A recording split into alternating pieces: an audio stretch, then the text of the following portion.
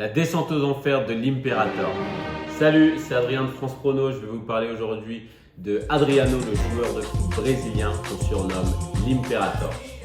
Adriano Leite Ribeiro, plus connu sous le nom de Adriano, a connu une vie tragique malgré son talent exceptionnel dans le football. Il est né le 17 février 1982 dans une favela de Rio de Janeiro. En 2000, il fait ses débuts professionnels dans le club brésilien Flamengo. Sa force de frappe et sa puissance résonnent jusqu'en Europe. En 2001, il signe à l'Inter de Milan et il va être prêté successivement à la Fiorentina et à Parme. À Parme, il inscrit 24 buts en 37 matchs. À l'Inter, il forme une attaque de choc aux côtés de Zlatan Ibrahimovic et Christian Vieri. Lors de la saison 2004-2005, il marque 35 buts en 54 matchs. Sa réussite et sa notoriété font qu'il apparaît même sur la couverture du jeu PES6. Il remporte plusieurs titres avec l'Inter, 4 championnats d'Italie et 2 coupes d'Italie.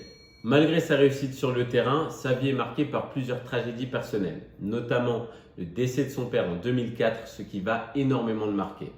Adriano doit aussi faire face à des problèmes d'indiscipline et ses excès pour la fête et l'alcool. Il arrive régulièrement ivre à l'entraînement. Un matin, il est même emmené par le personnel à l'infirmerie pour dormir tellement il était alcoolisé. Il se fait de plus en plus remarquer pour ses phrases extrasportives plutôt que pour ses performances avec le ballon. Son niveau de jeu se dégrade, il enchaîne les blessures et en 2009, il quitte le club de l'Inter de Milan. À partir de là, il va errer de club en club sans jamais retrouver son niveau de jeu. En 2014, il est même proposé au club du Havre évoluant en Ligue 2. Il finira sa carrière en 2016 après un bref passage au Miami United FC, club de 4e division américaine.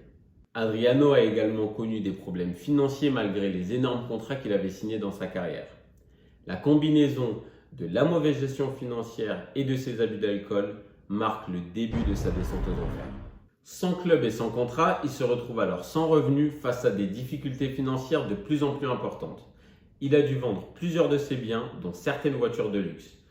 Son train de vie excessif et ses mauvais choix l'ont pratiquement laissé sans ressources.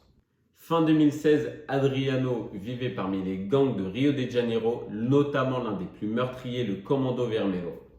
L'attaquant a même été pris en photo brandissant des armes aux côtés de ses membres de gang et faisant le signe du commando. Récemment, il a été vu torse nu avec une bière à la main à l'arrière d'une moto en pleine favela. Adriano gagnait 95 000 € par semaine à son prime et se retrouve aujourd'hui presque à la rue. Son parcours tragique reste un rappel poignant des conséquences de l'abus d'alcool et de la mauvaise gestion financière. Comme d'habitude, si cette vidéo t'a plu, n'hésite pas à liker, commenter, partager, mais surtout t'abonner à la page France Prono.